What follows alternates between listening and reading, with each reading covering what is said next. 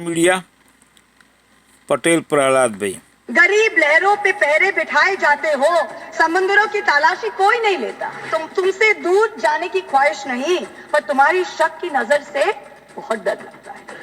Electoral bond data shows that companies with negative profits donated 434 crores to the BJP. 41 companies under investigation donated 2,500 crores to the BJP. 30 companies facing investigation donated 335 crores. Madam Finance Minister, the CBDT in your hand is an engine to spur India's growth through transparent and progressive taxation. Please do not turn it into another rogue agency like the ED and the CBI, who have essentially become professional collection agents for this country. 193 cases pursued by the ED, 2 convictions. 2 convictions. 97% of ED cases are against opposition politicians. 23 of 25 switched to BJP cases were dropped. Bundles of currency notes discovered in the outhouse of a judge of the Delhi High Court. Now the veracity of the incident is still being ascertained, but the Godi media has gone to town debating whether the appointment of judges and how the government of the day must have a preponderant say in the appointment process. We saw the Sushant Singh Rajput case suicide and how an innocent woman was vilified by the Godi media, name dragged through the mud. Same thing happened in my case. Now you see this media are trying to mahol banao. To podcasts all over the world talking about freedom to criticize and democracy and democratic processes, we welcome it. But for a democracy to function, it is vital that its electoral processes be above board and above question. The legislative department in the law ministry is the nodal department which controls all spending for elections, for polls, for appointment for the poll members. The Honorable Finance Minister this year allocated 300 crores for voter ID cards, allocated 600 crores for election expenses, allocated 19 crores for EVM machines. But here we have an election commission that is refusing to give 100% VVPAT paper trails. It is refusing to make 17C forms public. It is refusing to give us new additions and deletions to the voter list.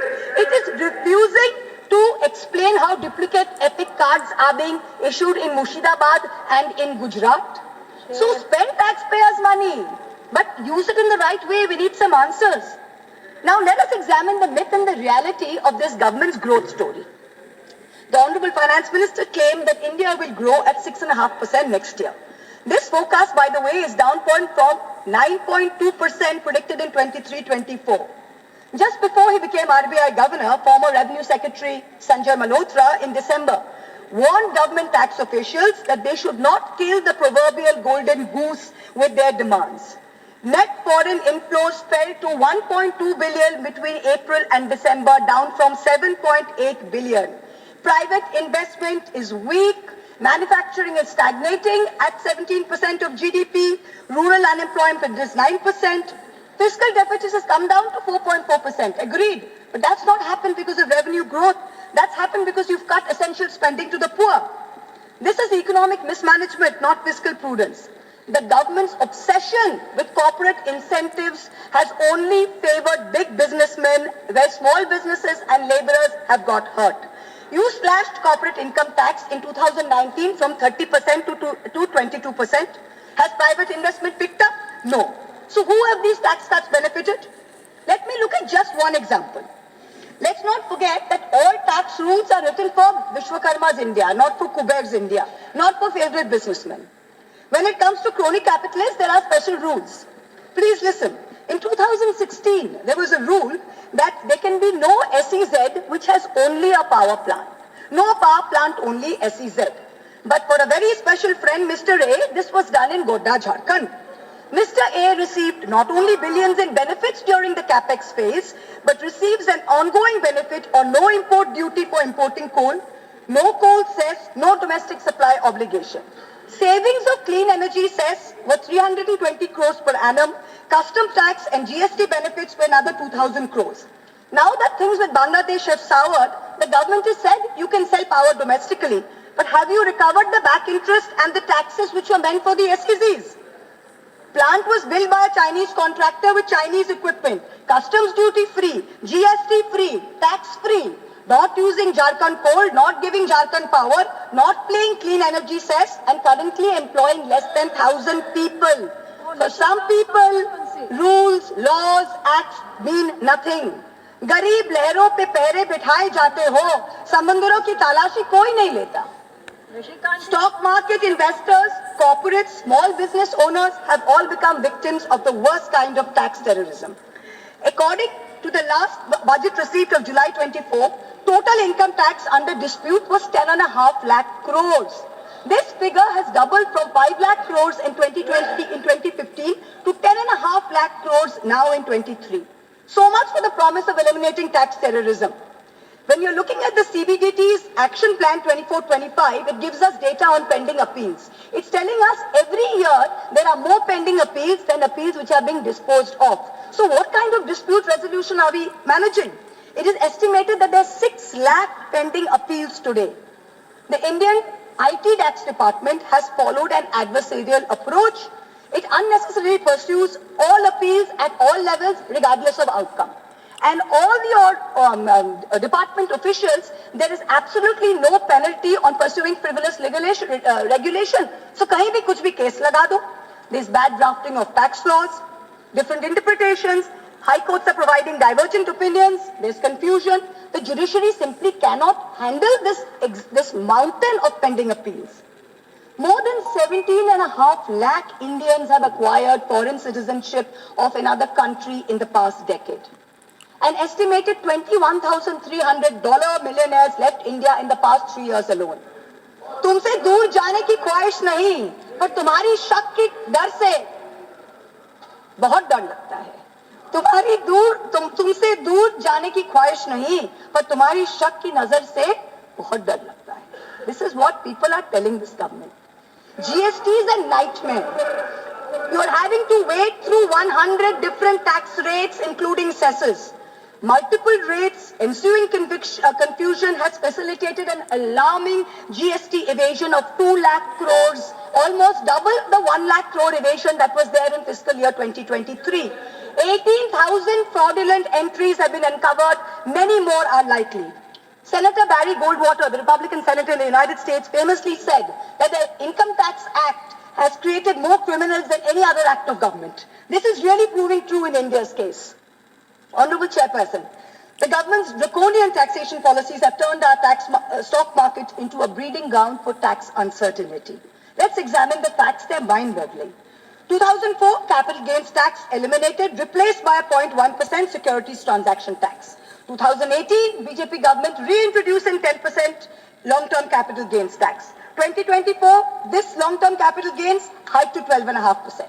Short-term capital gains increased from 10% to 15% in 2018 to 20% in 2025. Securities transaction tax hiked by 60% in 2024. Corporate dividends, once taxed at flat 15%, are now taxed at slab rates with TDS. The government and the SEBI have together destroyed wealth creation in the stock market, both domestic and foreign.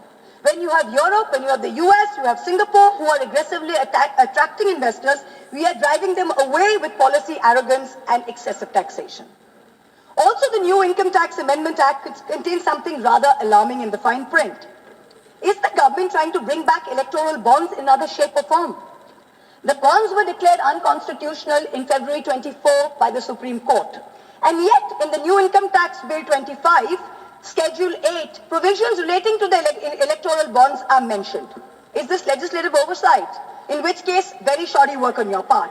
And if it's not oversight, then it shows that you're keeping the road open so some kind of back entry to your favorite Hafta collection system. This is very clear. Electoral bond data shows that companies with negative profits donated 434 crores to the BJP. 41 companies under investigation donated 2,500 crores to the BJP. 30 companies facing investigation donated 335 crores. Madam Finance Minister, the CBDT in your hand is an engine to spur India's growth through transparent and progressive taxation. Please do not turn it into another rogue agency like the ED and the CBI, who have essentially become professional collection agents for this country.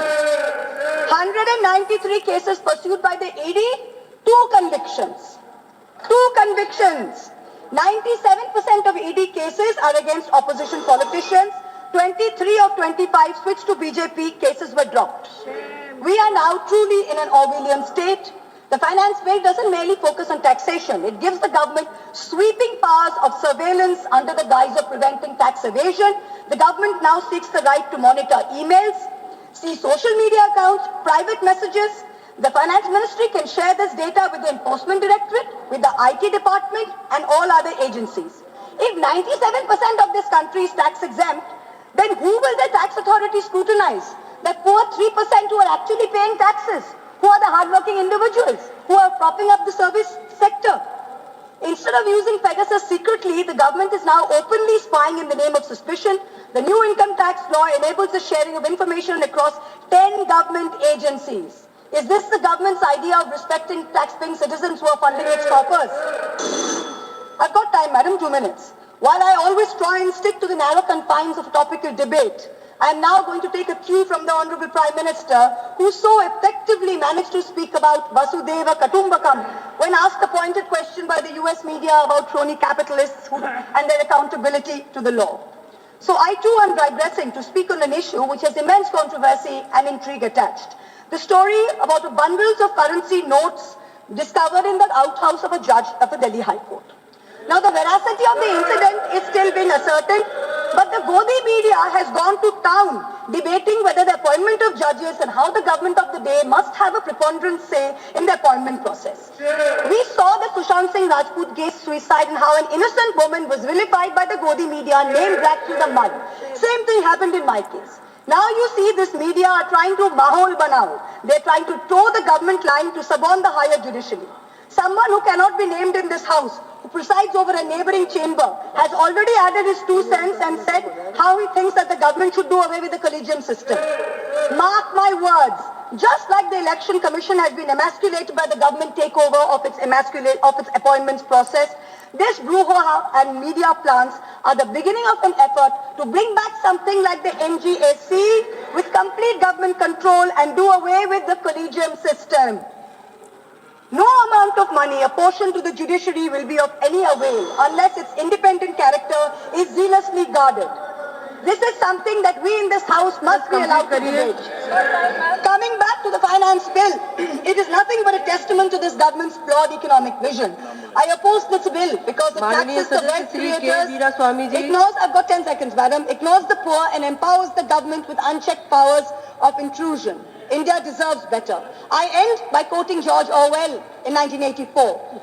Every record has been destroyed or falsified, every book rewritten, every picture has been repainted, every statue and street building has been renamed, every date has been altered. And the process is continuing day by day and minute by minute. History has stopped. Nothing exists except an endless present.